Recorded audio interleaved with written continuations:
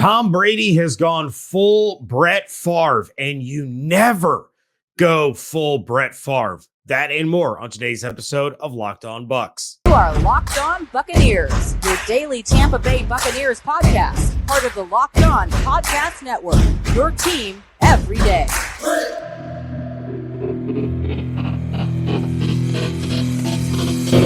What's up, and welcome to the Locked On Bucs podcast, part of the Locked On Podcast Network, your team every day. We are your daily podcast covering the Tampa Bay Buccaneers, free and available on all platforms, including YouTube and the 10 Tampa Bay Plus app that you can find on your Roku or Amazon Fire Stick.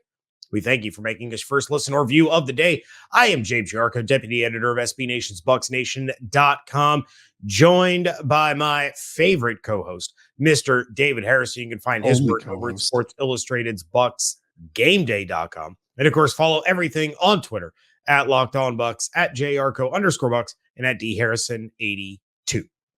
I thought I'm your favorite co-host when I'm your only. You have no options. There is no other option here. I up until the past couple of weeks, because of scheduling conflicts, because my son happens to be the bane of my existence with his hockey schedule, I have a weekly, once a week co-host in Evan Klosky. No, he is a guest. He's a recurring guest. He is not a co-host. The NFL Scouting Combine winners from our time in Indianapolis are coming up on today's episode. And Devin White decided to mess up everybody's Monday. But first, Tom Brady may not be done with football. After all, according to some at the NFL Scouting Combine, Rich Eisen, who not only had the nerve to graduate from a school that I hate, decided on Monday to go over the 5 biggest rumors that he heard while at the Scouting Combine. And I promise you, rumors he's hearing are better than any of the rumors anybody else is hearing. True that. At the NFL Scouting Combine.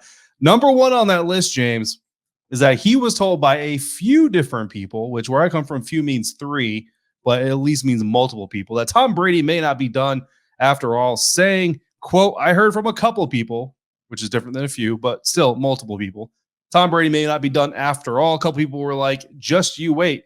I said, wait for what? That's like my Eisen imitation. I don't know if I got the inflection right. He's Instagramming videos of his cat. Let it play out. Let's see who wants what. But a place folks are saying to keep an eye out for is Miami. Yep. And if the Dolphins get somehow, some way, a doctor's report, a piece of medical information about Tua that he may not be ready to go, and suddenly there's Tom Brady sitting in Florida where his family is located, he can easily locate himself. Keep an eye on that. I was told by a couple of birdies at the combine, end quote. First of all, Tom Brady can easily locate himself anywhere. Yep. Literally anywhere on the face of the planet, Tom Brady can do that. But Tom Brady's family is not everywhere. James, I want your reaction to this, but the only thing I'm going to say is this. If Tom Brady signs with the Miami Dolphins, the Tampa Bay Buccaneers should get Miami's 1st and 4th round picks that they had to forfeit for tampering. That's a good point. I like that. It's not going to happen, but that's what should happen. Honestly, so the NBA has a rule. If a player gets traded, right, and then that team that received X player, said player, it's the Derek Fisher rule. So Derek Fisher, back when he was still playing, would get traded from the Lakers to another team to make the salaries work in the NBA trade bylaws, and then that team would buy Derek Fisher out, and then he'd go sign with the Lakers. Mm-hmm. Like, you know what I mean? So, and then he'd win championships because that's what they did. So the NBA did away with that. They said, look, if you get traded and you get bought out by the team that you got traded to, you are not allowed to sign with the team you got traded from. You're not allowed to do that anymore. The NFL needs to have the same rule. Either one of two things. If a team gets busted tampering, whatever picks they forfeit, if that player ends up signing with that team, the team that loses the player should get those picks, should get those forfeited picks. Or if you don't want to go that route, the team that got busted tampering should not be allowed to sign that player or acquire that player. To me, that's the only way to do this right. I'd rather have the picks if I'm the Buccaneers. I'd rather have the picks too. Yeah, Dolphins, you can have Tom Brady. We'll take your picks. We'll take the 1st and the 4th. And look, I realize I started this all off by saying that Tom Brady has gone full Brett Favre. He has. That was a little tongue in cheek, okay? Because Brett Favre brought this upon himself. These are things that are being said about Tom Brady. He is not putting himself out there daily in the media. I don't know yet. I think I want to retire. I don't know if I want to retire. Like, You mentioned it the other day. He retired, he filed the paperwork, and if he files reinstatement paperwork, that is public. He does not control the narrative, all those things. Look, Tom Brady playing in Tampa for 3 years was an absolute blasty blast. The Bucs won a Super Bowl. We had a lot of fun talking about them. I saw that. We had a lot of fun talking about a competitive team because for years and years, David, we have covered not competitive teams. He brought with him Gronk, which was a lot of fun. He brought with him Antonio Brown, which was cool for like 5 minutes. Hey, that's a gifting tree that keeps on giving. Yeah. Anytime you talk about jumping jacks, you're going to think about Antonio Brown in the Meadowlands. But if he feels that his time in Tampa is over, he feels that it's over. That's fine. He did what he was supposed to do when he came to the city. He won a championship. He made the playoffs every year, and it's time to move on. If he decides that he's going to go to Miami, great. Best of luck. I think he and Mike McDaniel would be an awesome pairing. I think it would be hilarious to watch that unfold. I think Tyreek Hill would have a great time playing with Tom Brady. And then I can't wait for him to come out and be asked a billion times which quarterback did he like playing with better, Patrick Mahomes or Tom Brady, because that's going to be a thing. Yeah. Ultimately, I don't care. If he stays retired, cool. If he comes out of retirement and he plays for the Dolphins, trade Tua to the Bucs. Pull an NBA, sign and trade. The Bucs can sign Tom Brady. Maybe there's some way that I don't know about that they can circumvent the dead money that's owed that can get rolled into the contract that they send to the Dolphins. They can get Tua and everybody's happy. I don't it. It is what it is. Thanks for your time in Tampa, Tom. South Beach, Tom is probably going to be every bit as entertaining. Yeah. I mean, look, a healthy Tua Tagovailoa would murder in a Dave Canales system from what we think that you're going to get. But I think first and foremost, the health of Tua Tagovailoa. Like if Tua Tagovailoa is healthy, this isn't happening. But if Tua Tagovailoa is not healthy, then again, that's where I think that this door kind of gets opened. You mentioned Mike McDaniel. Honestly, I kind of look at this as like mid '90s Dr. Dre and Eminem, where Tom Brady's the OG who has killed a lot of careers and built a lot of careers, and then Mike McDaniel is the upstart. He's not white, but kind of looks like it. Upstart attitude guy that entertains everybody with his edginess, but also in his intellect. So, I mean, who knows? It could work out pretty well. And then we just got to find out who's going to be the 50 Cent of the Miami Dolphin trio there. Look, I'm just annoyed by the back and forth. You know what I mean? And I'm not gonna go to as far as say I'm annoyed by Tom Brady. I was annoyed by Brett Favre. Like I wasn't even in media, and I was annoyed by Brett Favre when that whole thing was going down. But this isn't necessarily Tom Brady, right? People are going to talk. People are going to say what they want to say. You know what I mean? And when you're the greatest quarterback of all time, your name's going to come out of other people's mouths, whether you want it to or not, and whether you're putting it there or not. If Tom is behind the scenes pulling these strings, Tom, it's annoying, dude. It's annoying. If you're not, then you're Tom Brady. People talk about you. That's what we do. So I don't know, man. At the end of the day, I think the finality of it is we pretty much all knew he wasn't coming back to Tampa. Even this latest report says he's not coming back to Tampa. The Miami Dolphins don't play the Buccaneers outside of maybe the preseason, which of course that's probably what will happen if this happens is, Tampa will go to, actually they may already have that arranged, honestly, Tampa going to Miami for joint practices this next season. And look, maybe now Ryan Jensen's not on defense. I don't know. I can't even think of who would be the guy to do it. Maybe Devin White decides, I'll just accidentally go too hard on this rep and pop Tom Brady under the chin. I don't know. Maybe you can put some money on it. Probably not. But James, speaking of Devin White, we're not done with the drama. We've got more fun Buccaneer-related drama coming up. That's next here on today's episode of Locked On Bucs. And today's episode of Locked On Bucs is brought to you by FanDuel, who has all kinds of stuff you can bet on past the midway point of the NBA season into the playoff run. The Washington Wizards, local to where I live, they're not going on a playoff run. They're going on a run from the playoffs. That's what the Washington Wizards have decided to do. So don't put any money on them. But now is the perfect time for you to download FanDuel and put money on other people. America's #1 sports book can help you do that because new customers, you get a no sweat first bet up to $1,000. That's bonus bets back if your first bet doesn't win. So you go big on a bet. If you lose, you get all that money back in bonus bets. Just download the FanDuel Sportsbook app. It's safe, secure, and super easy to use. Easier to use and easier to say it. Then you can bet on everything from the money line to point scores and threes drained. Plus, FanDuel even lets you combine your bets for a chance at a bigger payout with a same-game parlay. Word of advice, if you see me put money on Bradley Beal to go 3 or more threes, bet against it because he never hits 3 or more threes when I bet that he will hit 3 or more threes. Plus, FanDuel lets you combine your bets for a chance at a bigger payout with same-game parlays. So don't miss a chance to get your no sweat first bet back up to $1,000 in bonus bets when you go to FanDuel.com/lockedon. That's FanDuel.com/lockedon to learn more. Make every moment more with FanDuel, an official sports betting partner of the National Basketball Association.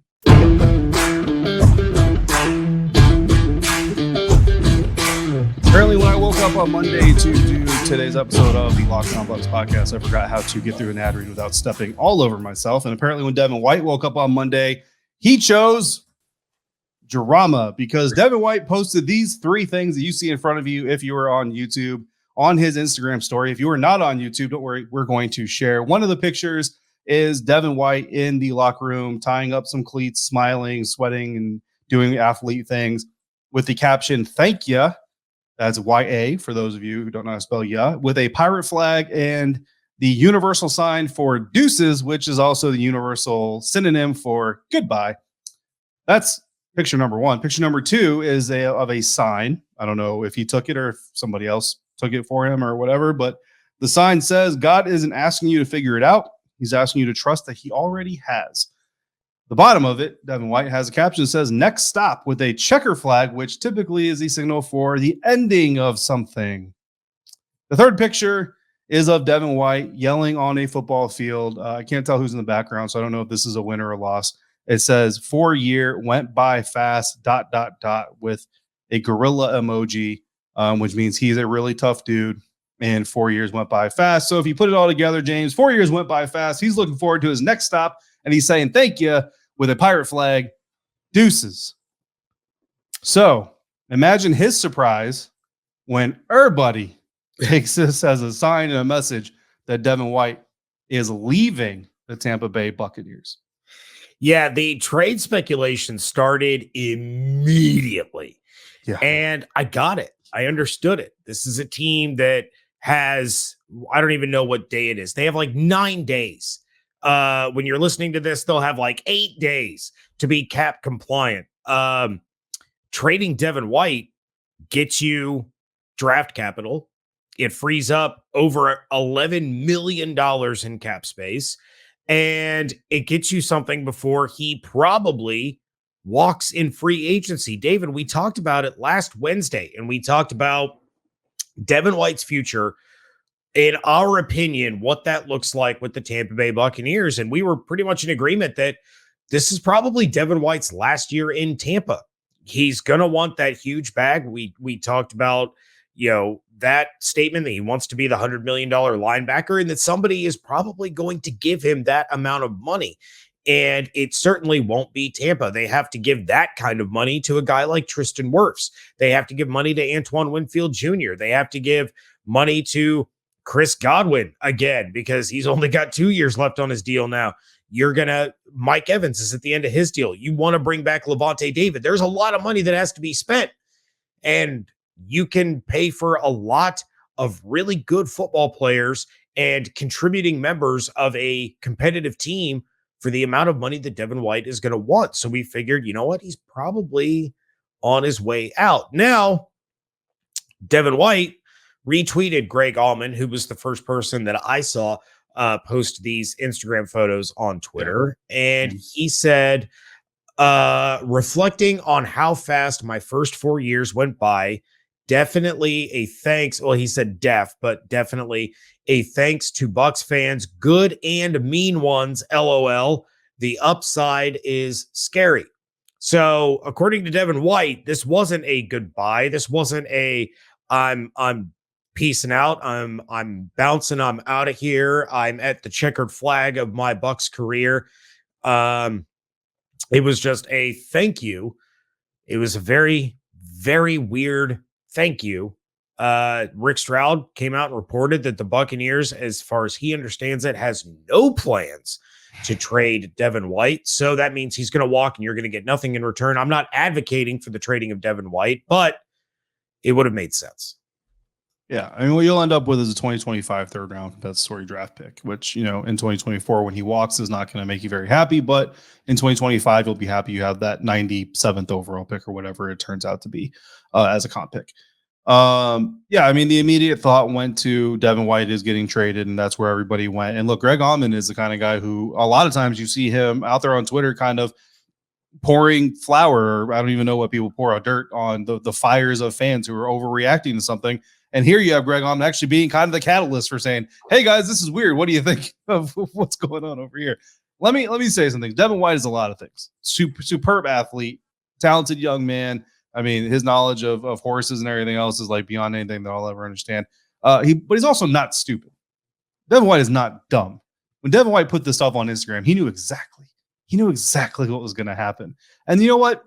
That's okay. Like, he's young. He's a millionaire. He's an athlete. He's living his dream life. He's famous. Like, people care what he eats for lunch. But here's the thing. This is the same guy that at certain points last year acted annoyed by the attention. Acted annoyed because people wanted accountability. Acted annoyed because they wanted to know what he was thinking about every loss, about every bad snap, about every bad play. So, and then I get it in the moment, like, just human empathy in that moment. I understand. Like, it's frustrating. You know what I mean? You don't necessarily want to talk about it. I get that, man. But here's the thing. If you're going to be the dude that doesn't want to talk during the losing streak, you're going to be the dude that doesn't want to give real answers or even real canned answers during the down moments. You're the one who wants to act like it's unfair to get asked why you're loafing on the field.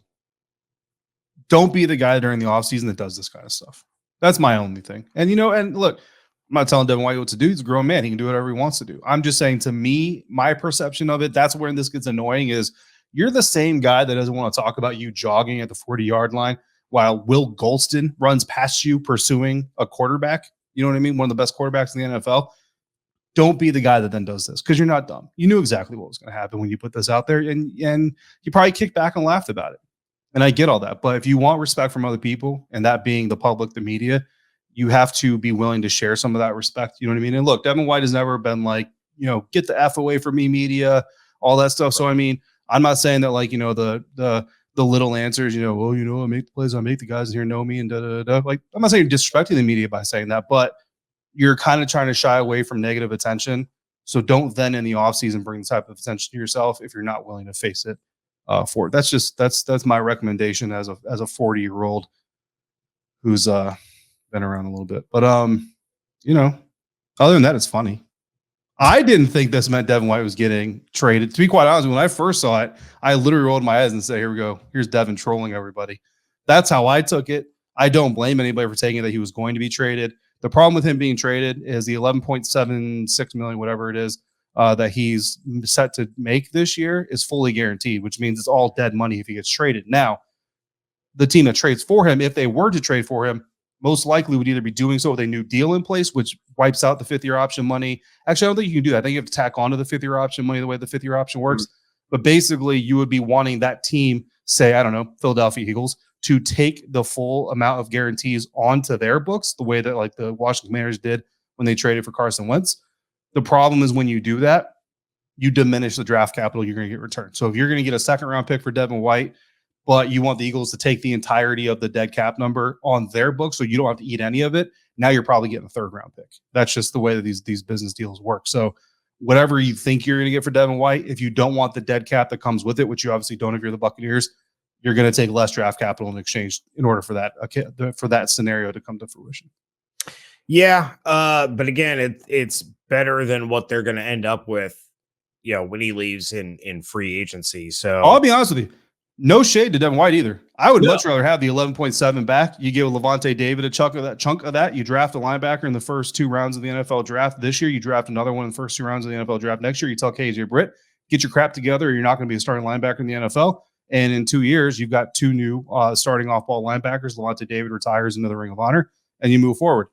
I would honestly much rather that scenario, but just because of the reasons I said right there, I don't think you're getting better than the third-round pick if you do trade Devin White, because you're going to have to get them to take the dead money with it.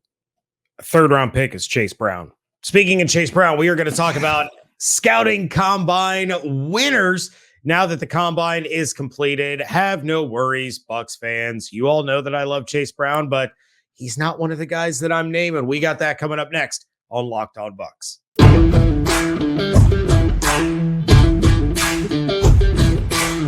Wrapping things up here on the Locked On Bucs podcast. The NFL scouting combine has come to an end. Rumors were flying all over the place. Aaron Rodgers was a discussion. Apparently, Tom Brady was a discussion. Derek Carr gets a deal worked out with the New Orleans Saints. There's drama everywhere. We're waiting to talk to defensive linemen. Jalen Carter has a warrant issued for his arrest. It was a wild time. The NFL scouting combine, always one of my favorite moments. Shout out Bailey Adams of Pewter Report for not being able to handle St. Elmo's shrimp cocktail. But that certainly does not get him in our winners category for the scouting combine. So, David, we have each chosen a winner who came out of this combine just, glowing. Fantastic people to keep an eye on. I promise I'm not going to talk about any Illinois players. I already gushed about Kenny McIntosh. I'm not going to talk about him, but you had first pick of the winners. So please, who was your winner of the combine week? I just want to say, you spent all draft season last year listening to me rant and rave about Arizona State running back Rachaad White. And then he gets drafted to the Tampa Bay Buccaneers. So I'm here for the Chase Brown love, man. I'm here for the Sidney Brown love. I'm here for all of it, because both of us support schools that don't have a lot of top tier draft talent coming out. There's really not a Sun Devil for me to pound the table about this year. You know what I mean? I was a fan of Eno Benjamin. N'Keal Harry was my guy for a certain amount of time. You know what I mean? But hey. And I have to remind myself, the last time the Buccaneers drafted someone from Illinois, it did not go well as I thought it would. Now, granted, you could blame some of that on coaching, but everybody remembers Aurelius Ben in the bend around. But he was a hell of a receiver at Illinois, and just really bad football teams that Aurelius Ben ended up playing on. So I would hope that if the Bucs draft a player from Illinois, cough, cough, the Brown twins, it would work out better this time. If they draft both Brown twins, Zion McCollum is going to be upset. Because for those who don't know, Zion McCollum has a twin brother as well. Yeah, but the Brown brothers are better than the McCollum brothers. Ooh, snap. All right, so winners from the NFL Scouting Combine. I'm going to kind of go low-hanging fruit here, but this is the guy that a lot of people talked about around Bucs circles. I call it the Bucs water cooler. A lot of early mock drafts had the Buccaneers taking this guy. I'm going to call him a winner. The bad news is there's no chance the Buccaneers are getting this guy without trading up, and I don't think they're doing that if they're letting salary cap settle. Christian Gonzalez, cornerback out of Oregon, came in. He heighted in as tall as everybody thought he would be. He measured as long as everybody thought he would be. He ran faster than a lot of people thought he would be. And man, did that dude look fluid on the Lucas Oil turf. Christian Gonzalez is not going to make it out of the top 12. He may not make it out of the top 10. He's certainly not going to make it to number 19. So he is my biggest winner of the Scouting Combine. If yours is the low-hanging fruit, mine is the fruit that literally just dropped into my hands, because I don't think you can get lower-hanging fruit than this. It's another person that Bucs fans would love to have, but they're not getting him unless they trade up, and it's going to take quite a bit to jump some teams that are going to want him. But, dude, it's Anthony Richardson. He was an absolute star. He was a star at the podium, speaking with the media. He was a star on the field at Lucas Oil. The guy is an inch taller and 3 pounds lighter than Derrick Henry. Ran a 4.43, reached 23 miles an hour. Yeah. And then what I was really interested in, because we already knew he was an athletic freak. I was interested in the passing. And I actually came away more impressed in the passing drills than I expected to. And I was talking to a buddy of mine about it today. And I said the biggest one that he didn't look good on were the out routes. The out routes, the timing of those, he was off. And it didn't look good, but that's something that, of course, he can work on. We know that he's kind of a project, but those deep balls, everybody raved about how great CJ Stroud looked in the passing drills, and he did. CJ Stroud looked fantastic, but Anthony Richardson threw a gorgeous deep with 60 yards in the air. There's no pass rush. I know. There's no corners on the wide receivers. I know. But to look so effortless and just looking like you're flicking your wrist and the ball's going 60 yards in the air, Anthony Richardson is going to become a phenomenal quarterback under the right tutelage. And he's part of this new wave, the Lamar Jacksons, the Jalen Hurtses, these guys that can take over games with both their arm and their legs. I was impressed with Richardson. Yeah, I mean, he did well. And look, there's still some mechanical flaws in his game and his drop back and the way he sets up pass and all that stuff. But I will say that those mechanical flaws are a lot better. They look better now than they did at the end of the college football season. And he's been working with a personal quarterback coach down in Jacksonville, getting ready for the combine. And it shows that not only is the coaching working, but it's effective. You know what I mean? So you continue that coaching, you continue that development. Again, he goes to the right scenario, goes to the right situation.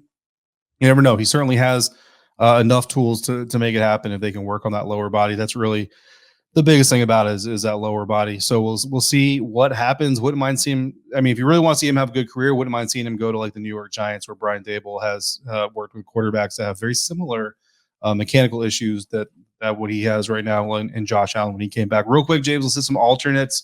More likely to be drafted by the Buccaneers: Tennessee defensive end Byron Young. I said defensive end, defensive lineman. Probably a defensive end and an odd front, defensive tackle and an even front.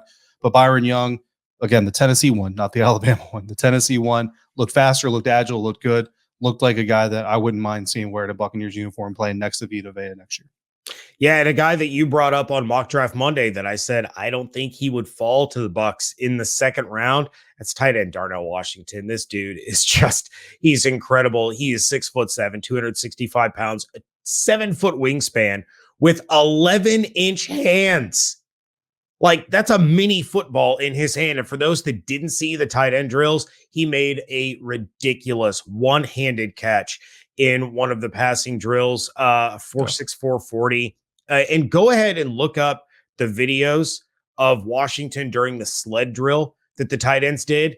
It looked effortless for him. You had guys that you saw their faces were this close to the pads and they're pushing as hard as they can. And he's just kind of like, meh, it was too easy for him. So he was another big winner of the weekend. I would love for the Buccaneers to go ahead and take him. I don't think they're going to have an opportunity to do so. We'll see. We will see. We absolutely will see. All right. The hot rumor around the Locked On Bucs offices is that Evan Klosky is back tomorrow. We'll have to see. The podcast scheduling gods have frowned upon us the past couple of weeks, going on a couple of months now. But Evan Klosky could be making his triumphant return to the Locked On Bucs podcast tomorrow. So make sure you want to come back and check that out. We want to thank you for making Locked On Bucs your first listen or view of the day. Now make your second listen Locked On NFL Draft. Damian Parson, Keith Sanchez provide in-depth coverage of the biggest NFL draft prospects with deep dives into the sleepers and hidden gems that can change your favorite NFL franchise. Find Locked On NFL Draft wherever you get your podcasts and on YouTube. Part of the Locked On Podcast Network, your team every day. Check out David's work over at BucsGameDay.com. Check out my work over at BucsNation.com. Follow everything on Twitter at Locked On Bucs, at JYarcho_Bucs, at DHarrison82. Subscribe to the YouTube channel. We really appreciate each and every one of you. Of course, you subscribe, you get to interact with us in the live chat on our live shows, which happen usually at least once a week, typically on Fridays. We're in discussions of shaking some things up a little bit. Again, it's all my son's fault, so you can blame him for that. Hope you all have an absolutely outstanding day. Stay safe, stay healthy, fire the cannons. And we thank you so much for joining us right here at Locked On Bucs.